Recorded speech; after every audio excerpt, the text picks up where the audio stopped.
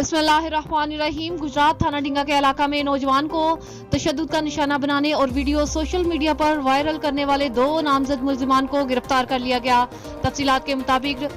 मोजियावाली के रिहायशी शख्स ने थाना डींगा में दरखास्त दी कि इसका बेटा मोहम्मद उबैदुल्लाह जो कि कॉलेज जा रहा था, जिसे मुल्जिमान मेहताब अली वल्द मोहम्मद असलम, उसामा वल्द रफाकत अली रास्ते में रोककर तशद्दुद करते रहे और वीडियो भी बना ली। बाद अज़ां मुल्जिमान ने इसकी वीडियो सोशल मीडिया पर वायरल कर दी। मुतासरा नौजवान के वालिद की दरख्वास्त पर थाना डींगा पुलिस ने फौरी तौर पर मुकदमा का इंदराज किया और वक़ुआ के मुतालिक DPO गुजरात उमर सलामत को इतला दी गई, जिन्होंने SHO थाना डींगा इंस्पेक्टर लियाकत हुसैन को मुल्जिमान की फौरी गिरफ्तारी का टास्क दिया, जिस पर SHO थाना डींगा ने अपनी टीम के हमरा मुख्तलिफ मकामात पर छापे मारने के बाद वक़ुआ में मुलव्विस 2 नामजद मुल्जिमान को ट्रेस करके मुकदमा के अंदराज के चंद घंटों बाद गिरफ्तार कर लिया, जिनकी मजीद तफ्तीश जारी है।